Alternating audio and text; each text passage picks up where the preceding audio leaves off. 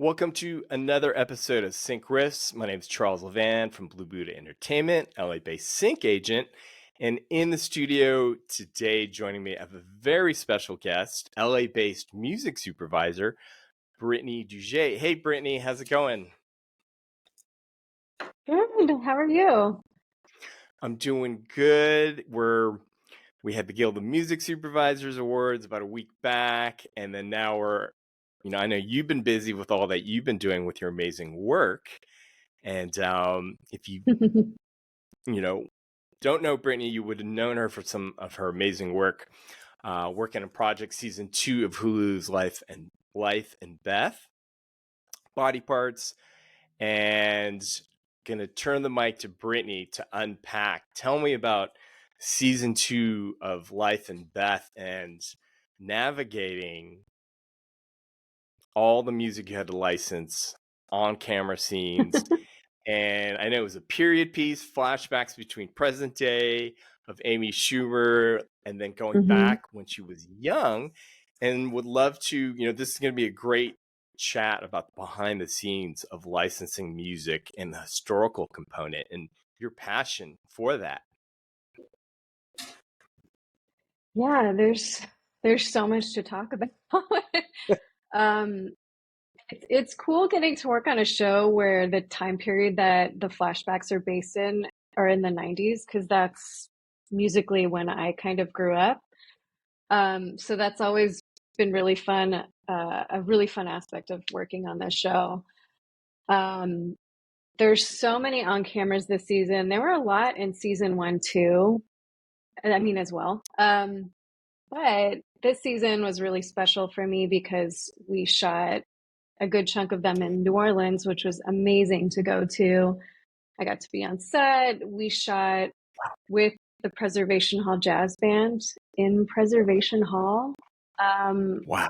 and, like, when am I ever going to get an opportunity to do something like this again? I have to go. Yeah. So yeah, Joe Reg and I, the other music supervisor on the show, we both went, and we had to scramble a lot to clear music on camera for multiple things. We also worked with Ben Jaffe, who's in Preservation Hall, to kind of coordinate, other live music that we used from New Orleans in the show for I think episode 2 and episode 3. So that was really special to be able to work with local musicians. And also, we had a lot of conversations about, is the sound going to be good? Can we use the Right. recording from a live performance? Do we need to pre-clear the original recording just in case as a backup? Luckily everything was all good. It sounded amazing. If if you're able to record live, it brings a different dynamic to the media. So I'm thankful that worked out. So yeah, and then there were just some other on-camera moments. They sing like a cover of Toxic in one of the episodes, and it's like a really heavy moment, but there's this incredible connection that happens at the same time.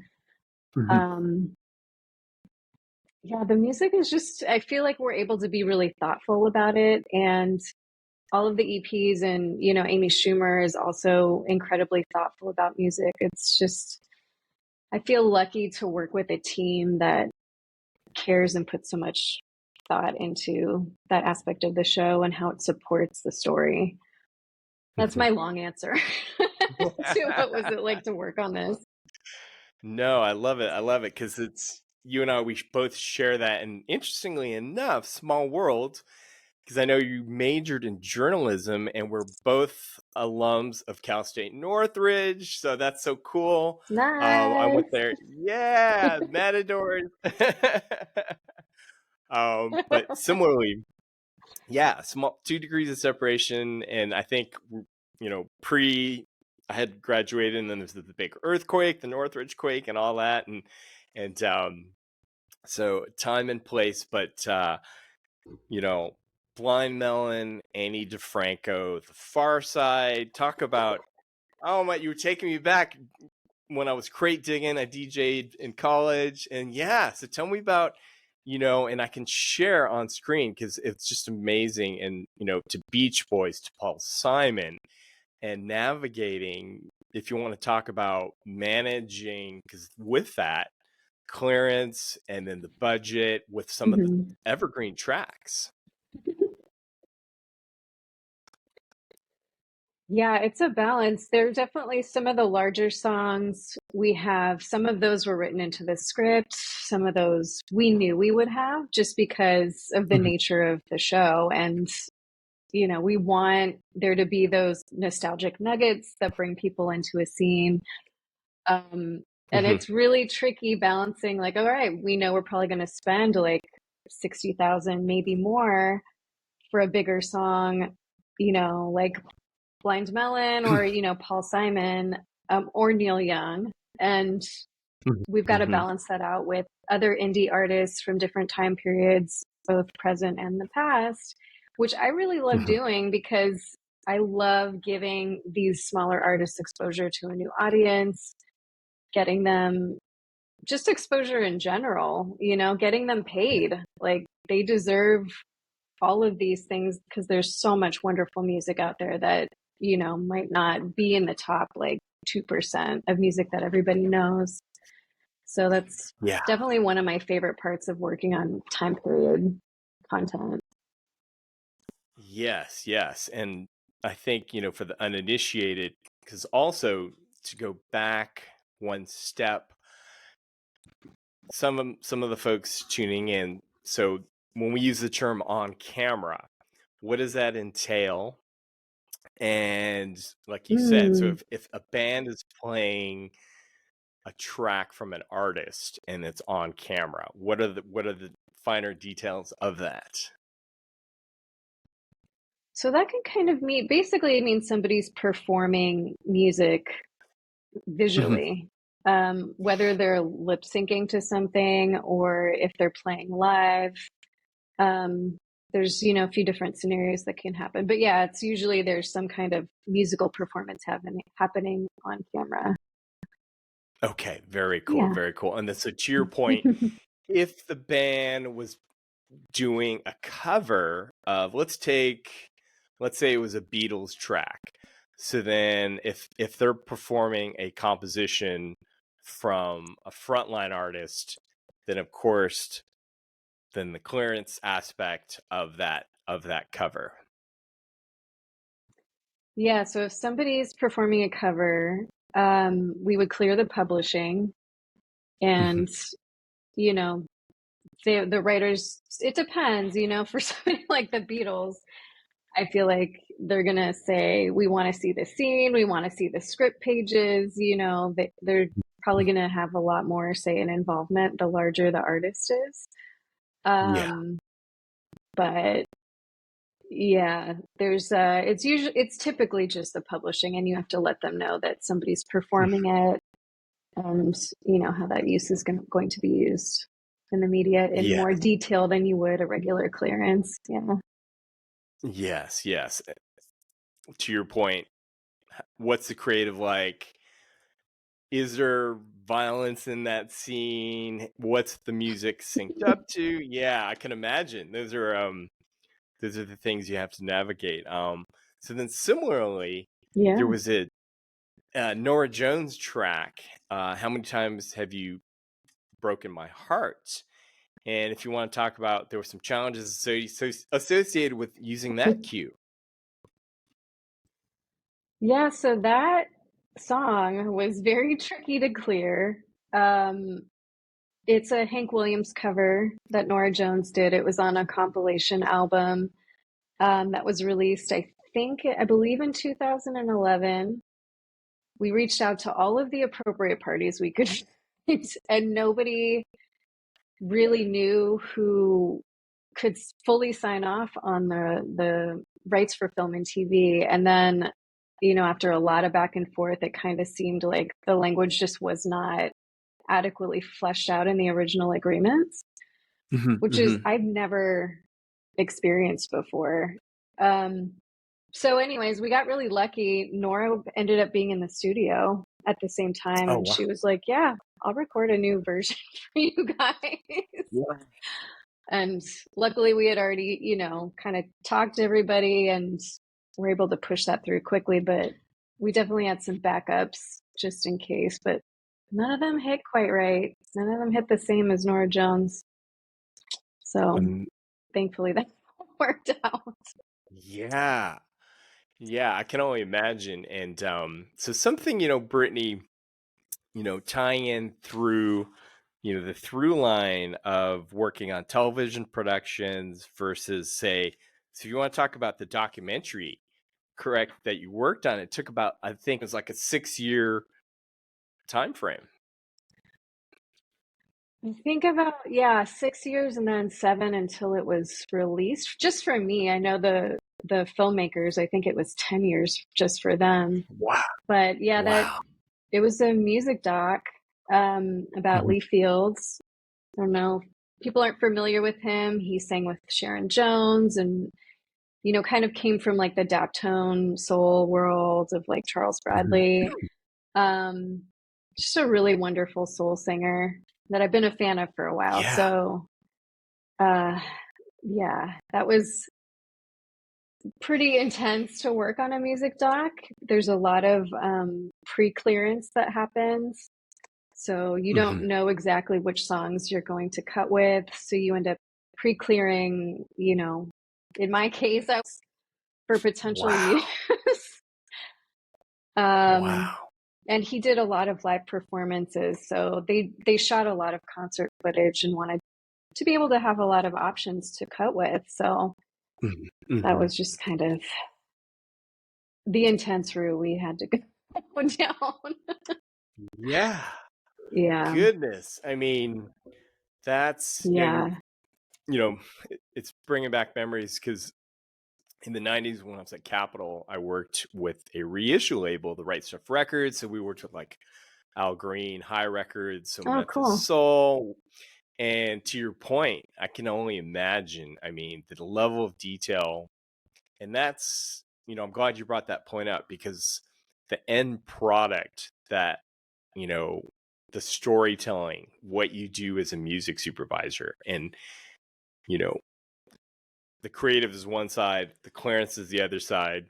And like you said, at the drop of a hat, managing. So kudos and hats off to, what you all do and the importance of, I know, you know, um, the Guild of Music Supervisors. To thread that needle, you're a proud member of the Guild of Music Supervisors of the Recording Academy, and the need for a union for all the work that you do.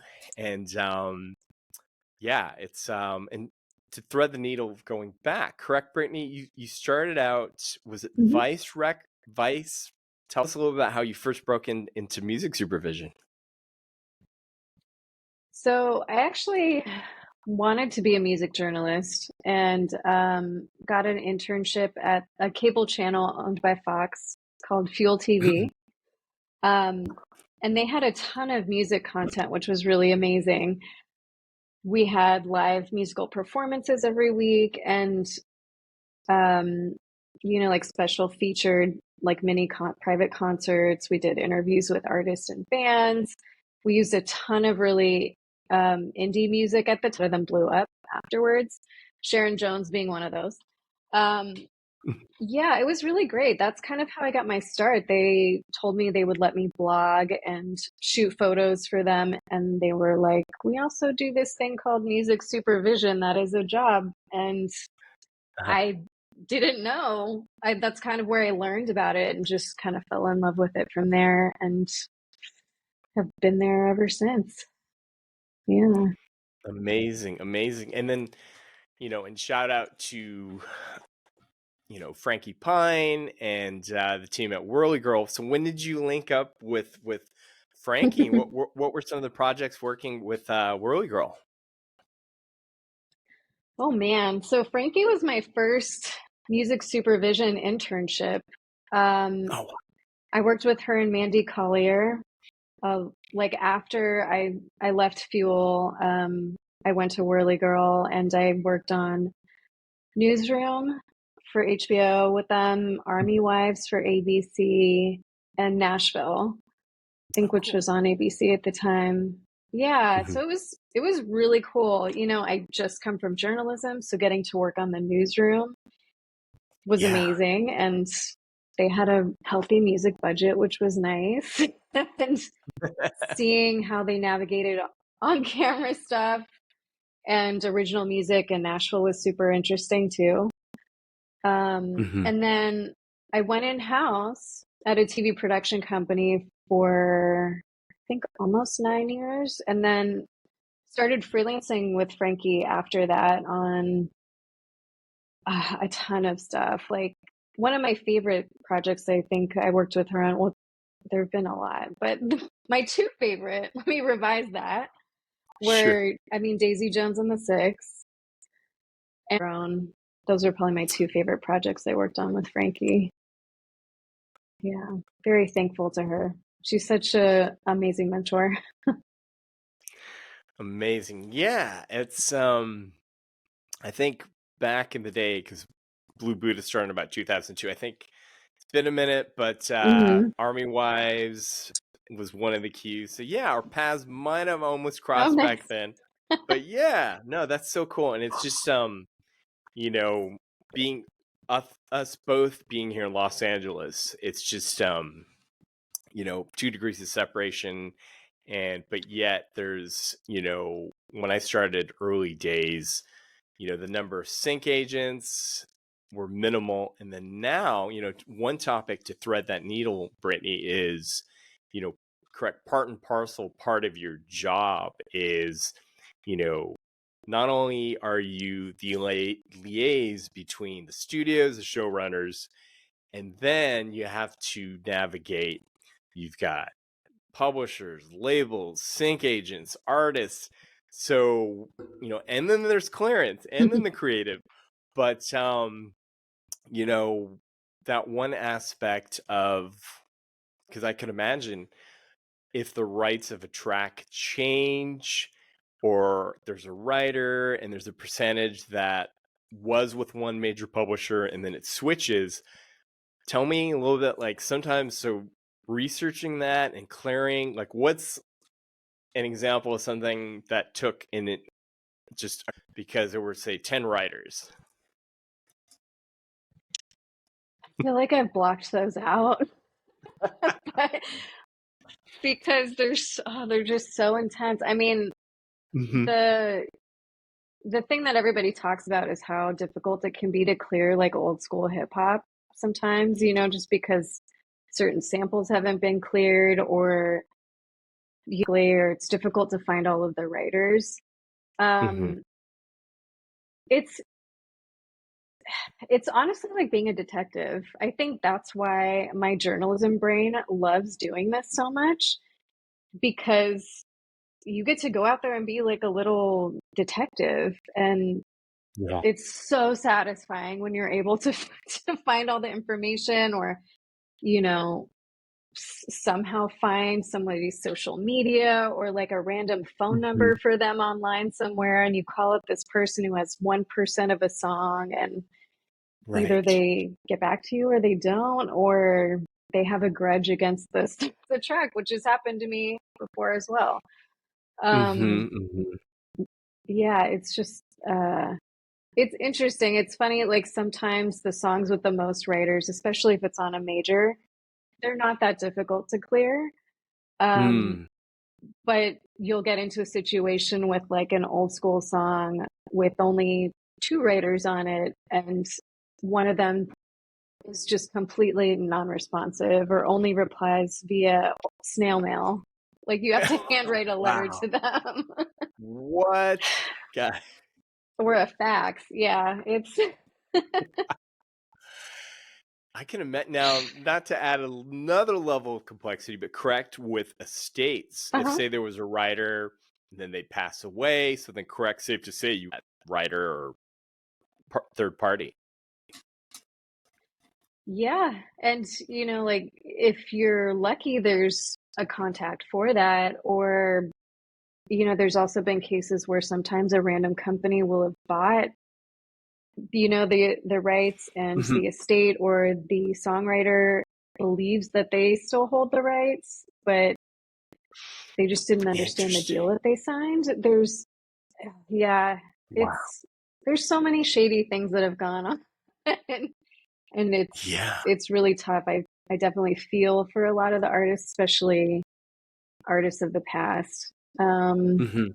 because they didn't have a lot of help understanding how the logistics Mm. of all of this work. Um, yeah, even on recognizable songs, sometimes that's the case still. Well, from the case from like music from I would say maybe early 2000s and earlier. Now things Yeah. are a lot more buttoned up. Yeah. Sure, sure. No, and I'm glad you mentioned that because, in our intro, we talked about, you know, the sonic palette, if you will, of shows from a certain era. So if it's 80s, 90s, or Mm, 60s or beyond. So tell us about your passion for really digging into, the storytelling of a show or a film or a documentary and music and combining those two. I think I grew up in a diverse household.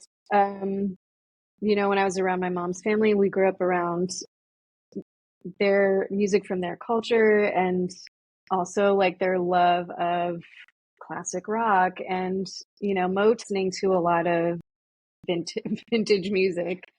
Um, Uh-huh. so I think my love and connection to all that just stemmed from like such a appreciation for the artist, not only the artistry, but the connection it has to my family and the way that I Mm, was brought up. So yeah, it's so interesting to me to work on time period pieces yeah. because you're hyper focused, but at the same time it's like you have more creative freedom to try to dig into things that aren't as commonly heard, commonly known. Mhm. It's like a challenge. Again, detective journalism brain. It's like, Yeah. where can I find the goods that I can afford? Right, right. Now, I'm just curious, Brittany, because I know case by case, but if it is a film or a show that's heavily in a certain period, does the showrunner sort of defer to you to do the first draft of tracks for a playlist, or is it in Mm. it depends on who the showrunner is? In my experience, it really depends. Mhm. I think generally people like to come to the table with some kind of reference, especially if it's time period. A lot of Yeah. people have tracks that they've heard or they feel connected to. Hmm. But usually it's collaborative, or they have a few ideas to get the ball rolling. And then I'm like, all right, I got you. I know what you're looking for. Yeah. Here's things that are, key to the project, time specifics, the character specifics, scene specifics, budget Hmm. specifics, Right. all of those things that we've got to keep in mind. Yeah, so I would say it's usually a collaboration, maybe not Hmm. for every single moment, Hmm. um, but definitely the talks are collaborative for sure. Yeah. Yeah, yeah. And I don't know how often this occurs, Brittany, but I'm curious, since you've been a music supervisor for some time now, but are there cases where if you have such a great connection with a given showrunner, will they try and get you back on a subsequent series? Because once you build that team and you have a rapport, is that something that reoccurs, or just again, it's kind of it's ebb and flow depending on what shows are coming up? I would say it's a little bit of an ebb and flow, but generally, people like working with the people they know they can count on. Like once you've got a shorthand with somebody, or they trust your musical taste and that you get that, Yeah. it makes working together so much easier. The creative process is already so tenuous to begin with.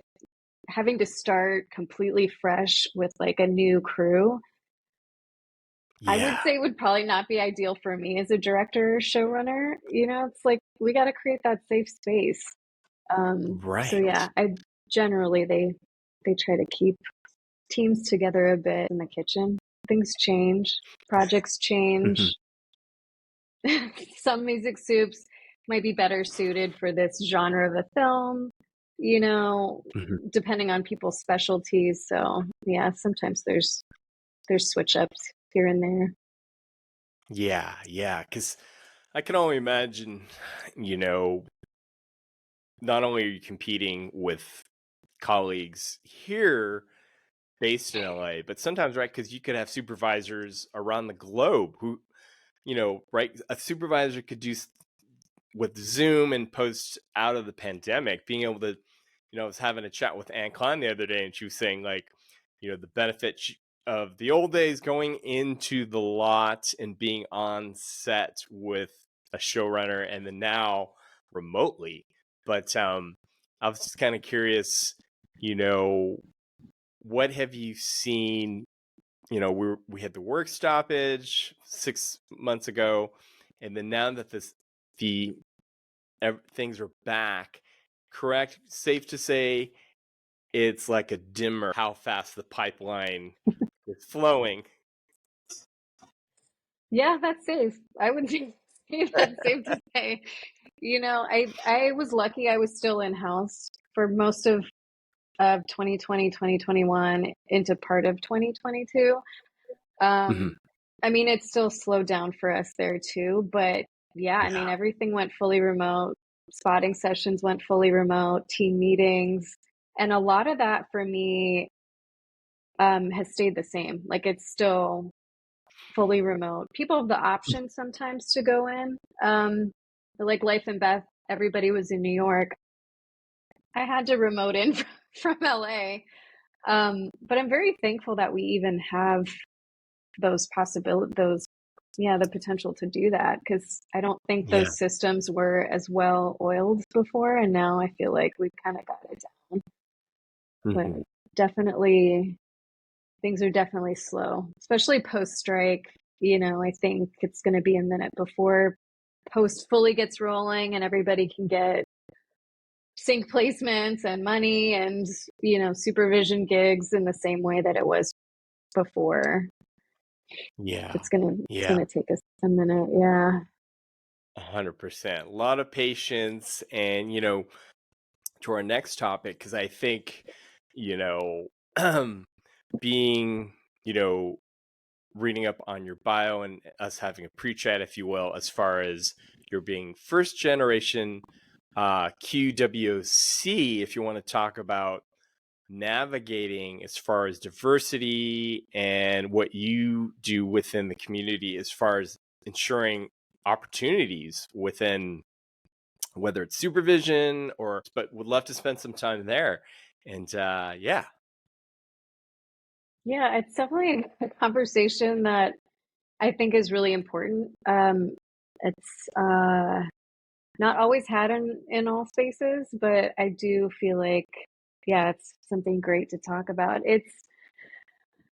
I think things have changed so much since 2020 that we actually do have more of a space to, as a woman of color, to be able to have conversations, to be able to feel out, um, Mhm. meetings and productions and see like, what is their temperature check on this? How open is the team that I'm working with? Are they mindful of diversity, within the music that's used, not only what's licensed and cleared, but for the composer, for the music supervisor? Am I, even questions for myself, like, am I the best person to be helping to tell this story? I think Yeah. even having conversations like this with other people within our little community is so important. I think that's Mhm. like the baby first step to any Yeah. change. So, and I've been having conversations with a lot of sync community who feel similarly. Just, when I meet with somebody on a project, get a gauge of their openness. Mhm. Mhm. Um, that's kind of my first step, like if it's Yeah. a film about New Orleans, like, are you being Mhm. mindful of including artists from the area? Like, is that something that's on your radar? The diversity of those artists that you're looking into, or live performance, just Mhm. making sure that you flag things in a kind and gentle way. Um, yeah, I think that's probably the biggest thing, and also like mentorship for Ye coming up, artists of color, um, or, LGBTQIA artists, like people from marginalized communities who don't have access to the opportunities that people not from those communities have Yeah. always had. I think it's important to lend support, be open to give feedback to everybody, and you know, because that's something that hasn't existed in the past. And it's only going to help level the playing field in some kind of way, or help us build towards Yeah. a more equitable music industry, entertainment industry. So that's Yeah. Yeah. my second long-winded answer.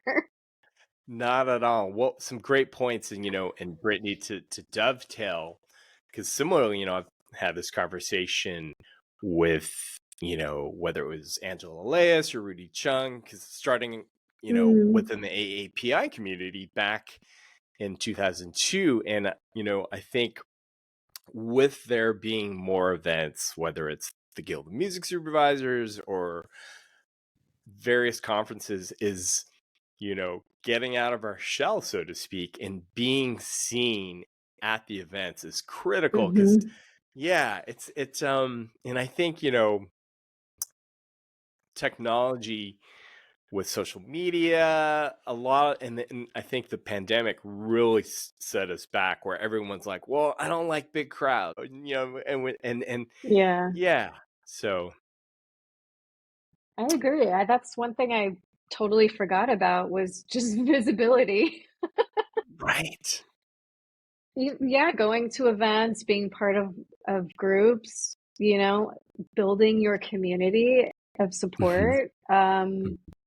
And also, even honestly, just self-identifying when you're speaking on panels and bringing up these things, because it is not a question that is brought up. It is not, there's not mindfulness around things like this in all panels. Not that there necessarily needs to be all the time, every place, but Mhm. if you talk about and share your experience, I think even in a small way, that can put a seed in somebody's mind that can do something, So I think self-identifying is very important. Yeah, and I think two sides of that coin, Brittany, similarly, like you said, is the mentorship programs, mentor and the mentee, like you said, is you know committing all in, where if you're going to mentor someone, and know that, hey, we're a team together, and we're both going to grow together, and it takes a team to continue and go all in, and looking for the opportunities, like you said. And once we post this episode up, happy to we can post up to your website. And are there, with mentions, on your own, or is it through an organization?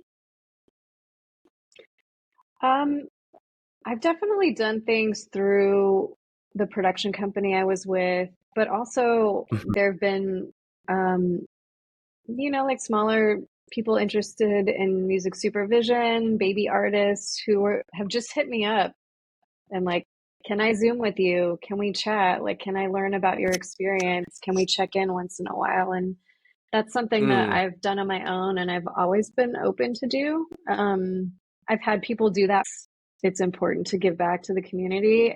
Um, and yeah, with no strings attached as well, like I think yeah. that's a healthy approach. Yeah.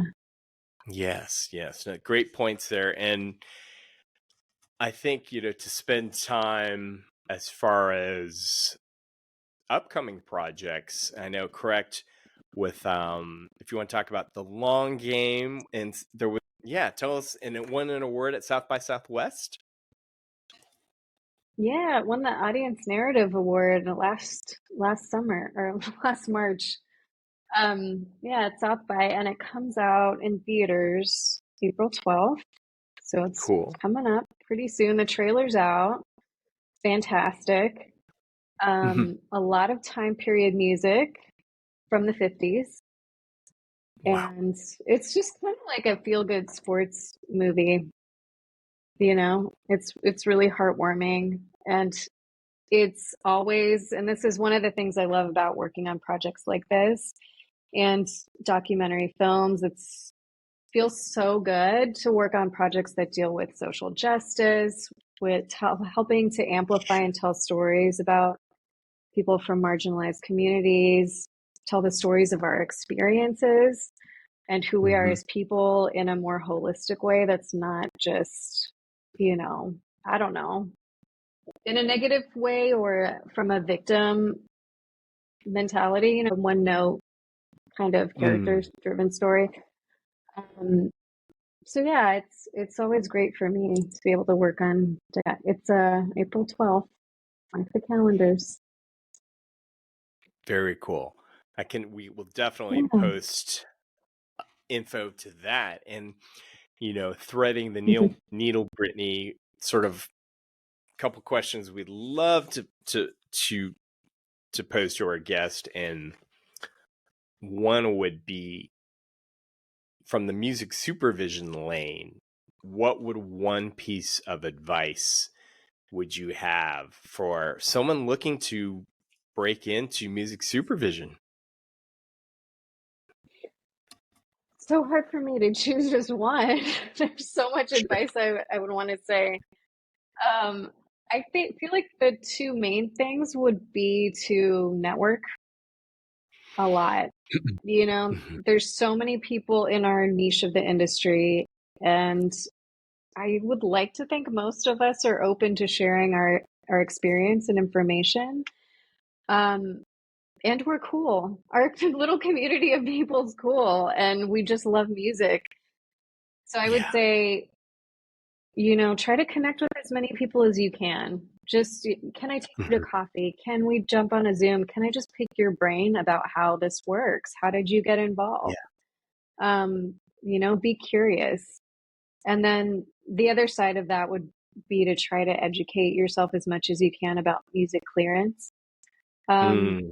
Even though there's nothing like doing it firsthand, even if you have some kind of frame around how there's a recording side, there's a publishing side, like some of the basics, it will give you such a leg up when you start an internship or, Mm. potentially land an assistant or coordinator job and you're super green, like you're not starting from zero completely because it's really intense. There's just, To the coin of a sync agent being like the seller of music, and then a music supervisor being the buyer of music, in between the studio, the showrunner, and knowing, and out of respect for your time, that it's not just the creative, but you're balancing the budget, you're clearing it, and on cameras, and I mean, I'm sure you could of just your yeah. experiences. Yeah, Yeah, and honestly, I mean, listening to podcasts like yours, there's so many more resources now. Like, there's no excuse to not do your homework before you kind of you come prepared, you come ready when you're trying to network with people. So, it's just a good look, you know? yeah, 100%. And then on the Yeah. creative aspect, Brittany, the closing fun question I always like to ask our guests is, what's on repeat on your Spotify right now? I'm sure out of your 20,000 songs, but just, or it could be music for your own listening, not necessarily for work related, but is there anything that you just came across and you're like over the moon about?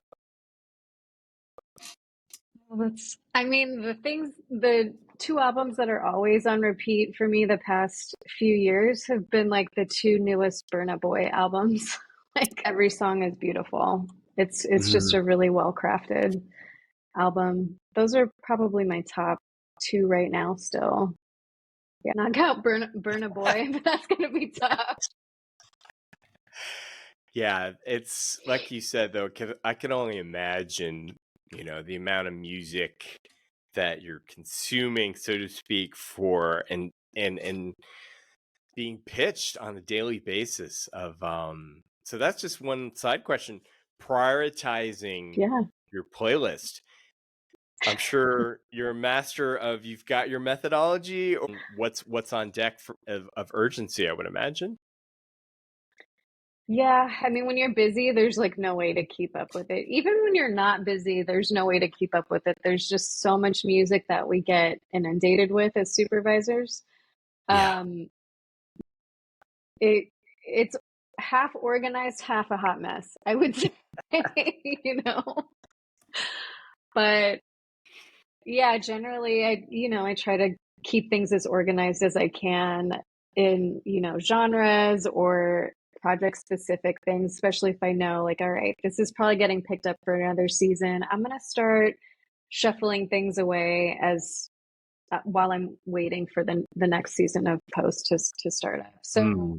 sometimes Mhm. that's really helpful for sync pictures to send me things like, hey, I know this just wrapped, but like in case you get a season 3, here's some songs that are in the same vein of the show.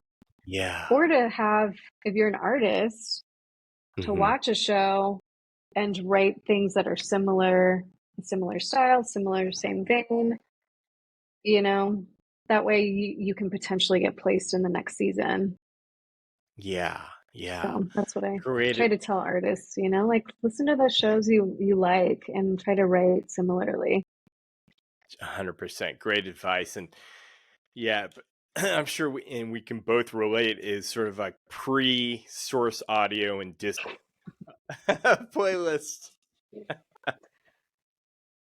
It was bad.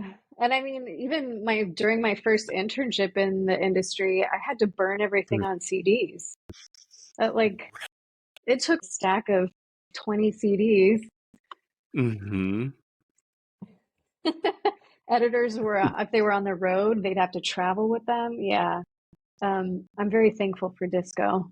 It, I would Yeah. say organization for a music supervisor, if you're thinking about getting into it, like that's 80% of the job is, being hyper Excel sheets, tracking documents, keeping a clean disco, you know, Mm-hmm.